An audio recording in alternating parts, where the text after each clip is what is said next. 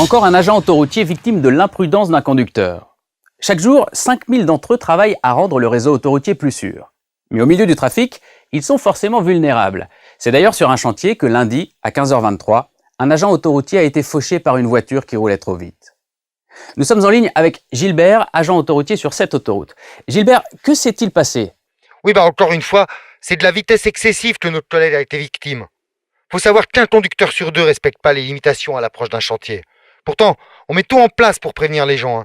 Moi, je suis vraiment choqué de ça. Alors, à votre avis, que faudrait-il faire pour bien faire? Il faudrait vraiment que les automobilistes prennent conscience des risques qu'on prend à travailler sur l'autoroute et qu'ils respectent les limitations indiquées. Ça peut être 50 ou 110 km/h, c'est toujours marqué. Et aussi les distances de sécurité. Parce qu'en respectant pas ça, c'est nos vies qui respectent pas. Merci beaucoup Gilbert pour votre témoignage. Le travail des agents autoroutiers est difficile. Ils interviennent au milieu du trafic tous les jours, 24 heures sur 24 et par tous les temps. Les équipes effectuent plus d'1 millier d'interventions chaque jour. Panne, surveillance, assistance, viabilité hivernale, travaux, mais également des opérations d'urgence pour dégager des débris ou un véhicule accidenté par exemple. Les agents autoroutiers sont les gardiens de la sécurité sur l'autoroute. Leurs interventions sont signalées par des camions et des balisages, et la radio d'autoroute en parle sur FM 107.7. Alors s'il vous plaît, soyez très attentifs et très vigilants à l'approche d'un chantier. Romane roulait seule sur l'autoroute hier soir et soudain, elle a quitté la chaussée et a terminé sa course contre une glissière de sécurité. Cette conductrice ne s'était pas endormie ni laissée distraire par un SMS. Nous avons pu la joindre par téléphone. Alors, Romane, que s'est-il passé? Écoutez, je roulais tranquillement, puis j'ai entendu un bang. La voiture s'est mise à zigzaguer. Moi, j'ai rien pu faire. J'ai fini contre la glissière. Sur le coup, vous n'aviez pas compris qu'un de vos pneus venait d'éclater? Non. Et même après, j'avais pas la moindre idée de ce qui m'était arrivé. Alors une question, Romane, est-ce que vous aviez vérifié récemment la pression de vos pneus? Non. Alors vous l'ignorez certainement, mais il faut la contrôler tous les mois. Et oui, les pneus se dégonflent naturellement, et du coup, ils peuvent éclater. Ah bon? Mais où est-ce qu'on peut vérifier la pression des pneus? Alors c'est très simple, sur autoroute, dans toutes les stations-service, ou alors sur les aires de gonflage que l'on rencontre sur certaines gares de péage. Elles sont bien signalées. Mais comment on sait combien d'air il faut mettre? Moi, j'en ai aucune idée. Il faut savoir que la pression se mesure en barres. Elle est indiquée sur la portière côté conducteur. Ah d'accord, merci. Maintenant, j'y penserai. Ah, une dernière chose, n'oubliez pas la roue de secours quand vous contrôlez vos pneus. Merci beaucoup Romane pour votre témoignage. Si vous vérifiez la pression après avoir roulé et que les pneus sont encore chauds, ajoutez 0,3 bar. De toute façon, en cas de doute, il vaut mieux rouler avec des pneus légèrement surgonflés que sous-gonflés. Et n'oubliez pas de bien revisser le bouchon de la valve. La mésaventure de cette conductrice pourrait aussi vous arriver. Alors prenez le temps de vérifier la pression de vos pneus régulièrement. Pour Romane, les conséquences de l'éclatement n'ont pas été graves, mais c'est un coup de chance. Alors vous aussi, pensez à donner de l'air à vos pneus. Comment une banale panne peut-elle se transformer en cauchemar pour des centaines d'automobilistes? C'est très simple, il suffit que ça se passe dans un tunnel. Jeudi, une voiture s'est subitement arrêtée au milieu d'un tunnel. Le conducteur, qui roulait sur la voie de gauche, a voulu se rabattre, mais il s'est immobilisé au milieu, bloquant presque les deux voies. Même si le trafic n'était pas très dense, un embouteillage s'est vite formé. Et comme certains conducteurs ne respectaient pas les distances de sécurité, un carambolage a impliqué une dizaine de véhicules. Une belle panique que nous raconte Pascal, agent autoroutier qui faisait partie de l'équipe d'intervention. Alors Pascal, que s'est-il passé quand vous êtes arrivé sur place? On a eu beaucoup de mal à arriver à la voiture en panne, parce que les autres, ils étaient pare-choc contre pare-choc, donc on pouvait pas passer. Surtout qu'il y a 2 ou 3 automobilistes qui ont essayé de faire une marche arrière sur la bande d'arrêt d'urgence. Justement Pascal, que doit-on faire et que ne doit-on pas faire en abordant un tunnel?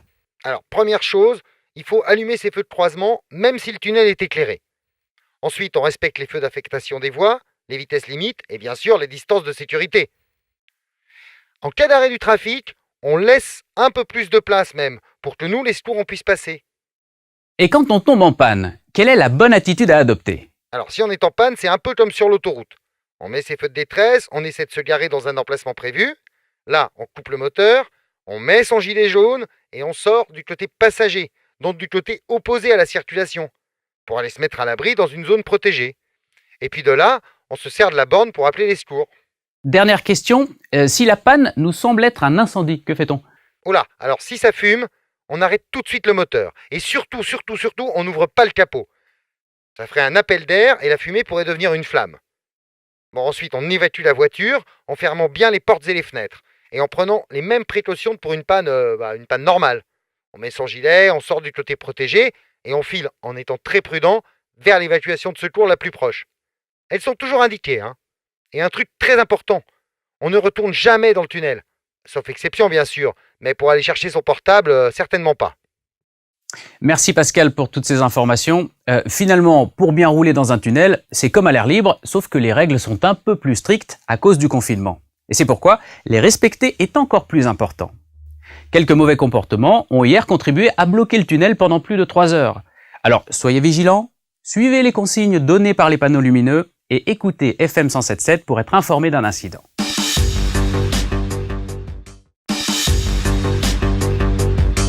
Terrible accident hier soir sur l'autoroute. Alors qu'une pluie fine tombait, un conducteur n'a pas pu éviter un poids lourd qui déboîtait. Les secours sont intervenus rapidement, mais n'ont pu que constater le décès de l'automobiliste. Nous retrouvons Julie, notre envoyée spéciale sur place au téléphone. Julie, que s'est-il passé et où en êtes-vous aujourd'hui ? Oui, eh bien, la pluie n'a pas cessé de tomber depuis hier et porte sa part de responsabilité dans cette collision. Mais c'est d'abord la vitesse qui est en cause. Les gendarmes estiment que l'automobiliste roulait trop vite avec de mauvaises conditions météorologiques lorsqu'il est venu s'encastrer dans le camion. Julie, est-ce que vous pouvez nous rappeler les limitations de vitesse sur autoroute ? Oui, la vitesse sur autoroute est limitée à 130 km/h et 110 lorsqu'il pleut. À cette vitesse, il faut 170 mètres pour stopper son véhicule sur une route mouillée, alors que 140 mètres suffisent à 130 km/h sur une chaussée sèche. Quelques chiffres qui doivent nous inviter à adapter notre vitesse aux conditions de circulation. Absolument Julie, et d'ailleurs lorsqu'il y a du brouillard et une visibilité inférieure à 50 mètres, il faut rouler à 50 km/h. Outre la météo, le trafic doit aussi nous inciter à adapter notre vitesse et surtout à respecter les distances de sécurité. Les bandes blanches discontinues permettent de mesurer facilement cette distance. Entre vous et le véhicule qui vous précède, laissez toujours 2 bandes blanches. Et soyez particulièrement vigilants dans les tunnels. La vitesse y est souvent limitée à 70 km/h et là aussi, il faut laisser 2 bandes, soit 150 mètres entre 2 véhicules. Les panneaux d'information et FM 107.7 informent les automobilistes des dangers et des accidents. Il faut évidemment en tenir compte et ralentir. En cas de ralentissement justement, pensez à allumer les feux de détresse pour alerter les véhicules qui vous suivent. Sur autoroute, trop près, c'est trop tard. Et le non-respect de la vitesse et des distances de sécurité est responsable d'un accident mortel sur 7. Pour l'avoir oublié, un conducteur de 22 ans a hier soir perdu la vie.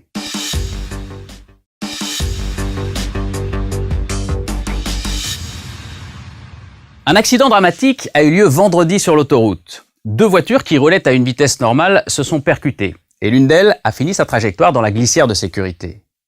Le choc n'a pas été très violent, mais à l'arrière, un enfant de 8 ans n'était pas attaché. Sans ceinture, il a été projeté contre le pare-brise. Rapidement évacué par les secours, il souffre de graves blessures au visage et d'une fracture des vertèbres cervicales. Tout de suite, écoutons les précisions du sergent Roland de la Gendarmerie nationale. Sergent ? Rappelons d'abord que depuis 1990, la ceinture de sécurité est obligatoire à l'avant comme à l'arrière. Un défaut de port est sanctionné par une amende de 135 € et une perte de 3 points. Pour la plupart des conducteurs, s'attacher est devenu un réflexe. Par contre, à l'arrière, on estime qu'un passager sur 10 n'est pas au mal attaché. Pourtant, lorsqu'il s'agit de mineurs, c'est la responsabilité du conducteur de vérifier s'ils sont attachés et installés dans un dispositif adapté à leur âge et à leur morphologie. Et alors, à votre avis, en cas de choc, quels sont les risques véritablement ? Même si le choc est peu violent, le risque d'être tué est multiplié par 5 si la ceinture n'est pas bouclée. Dans cet accident, l'enfant n'était ni attaché ni assis dans un siège adapté, d'où les multiples traumatismes dont il souffre aujourd'hui. Écoutez, merci beaucoup sergent pour toutes ces précisions et pour illustrer vos propos, nous allons tout de suite regarder des images de crash test. À 100 km/h, le mannequin est projeté avec une force de plusieurs tonnes vers l'avant. Et sans ceinture, un simple choc à 50 km/h correspond à une chute du 4e étage. N'oubliez pas ces images et avant de prendre la route, pensez-y en bouclant votre ceinture.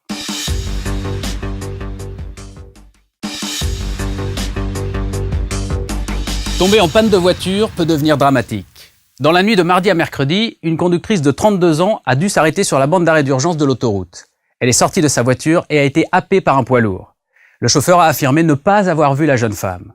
Les précisions de Julie, notre envoyée spéciale sur place. Julie, Que s'est-il passé? Écoutez, après avoir effectué les constatations d'usage et interrogé le conducteur du poids lourd, les gendarmes ont acquis la certitude que la jeune femme a fait preuve d'une grande imprudence. Et de quelle imprudence parlez-vous? Ses feux de détresse n'étaient pas allumés et surtout, elle a quitté son véhicule par la gauche sans le gilet jaune qui l'aurait rendu visible. Les gendarmes ont retrouvé le gilet dans le coffre de la voiture et, ironie du sort, ils pensent malheureusement que la victime allait justement le chercher. Merci Julie. Alors effectivement, le gilet jaune doit être rangé dans l'habitacle de la voiture, boîte à gants, vide-poche, afin d'être accessible. Il faut l'enfiler avant de sortir du véhicule. De nuit, avec un gilet, un piéton est visible à 160 mètres, alors que sans, on ne le voit qu'à 30 mètres. Et souvent, il est trop tard pour l'éviter. Autant que possible, ne vous arrêtez jamais sur la bande d'arrêt d'urgence, même pour lire un plan ou changer de conducteur. Les aires de repos sont là pour ça, et il y en a tous les 15 km environ. En cas de panne, si vous ne pouvez pas rouler jusqu'à 1 heure, signalez aux autres automobilistes votre intention de vous garer sur la bande d'arrêt d'urgence avec votre clignotant. Allumez vos feux de détresse, enfilez votre gilet jaune et quittez la voiture par la porte passager, du côté opposé à la circulation. Évacuez par ce même côté tous les occupants de la voiture et mettez tout le monde à l'abri, derrière la glissière de sécurité. Protégé par cette glissière, marchez jusqu'au poste d'appel d'urgence le plus proche, il y en a un tous les 2 km. La plus proche de ces bornes orange se trouve donc forcément à moins de 1 km. En appelant depuis cette borne, les services de surveillance connaîtront ainsi votre position et pourront intervenir efficacement. Ces quelques précautions éviteront à une simple panne de se transformer en drame. Pour ne pas les avoir respectées, une jeune femme a perdu la vie.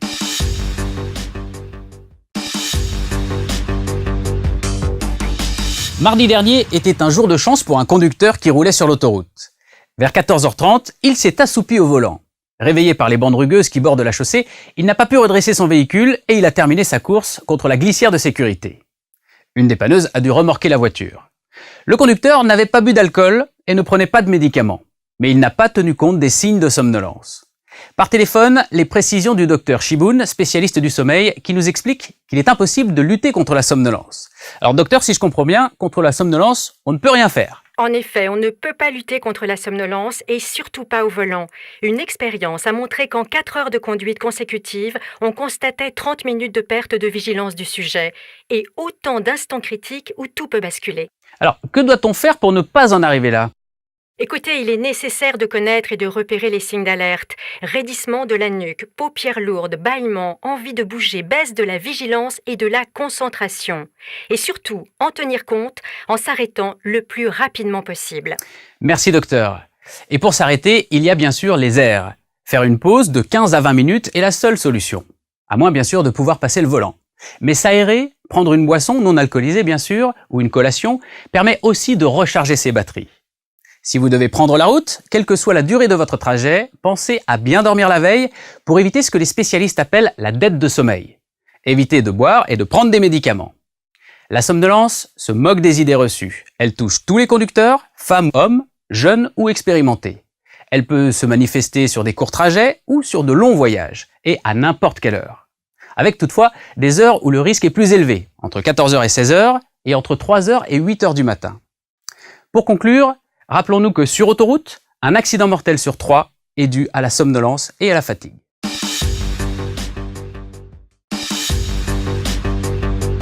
Une belle pagaille lundi soir au péage de l'autoroute. La cause ? Un banal problème de fil pour le paiement et un enchaînement de mauvaises réactions. Paul, receveur à Saint-Thibault, nous raconte ce dont il a été témoin. Bonjour Paul, alors, que s'est-il passé lundi soir ? Il y avait une voiture immatriculée en Angleterre, donc avec le volant à droite, qui s'est présenté au péage. Je l'ai vu arriver de loin et je voyais bien qu'il hésitait à choisir sa voie. Et puis il y avait du monde, et donc le client s'est retrouvé sur une voie réservée au télépéage.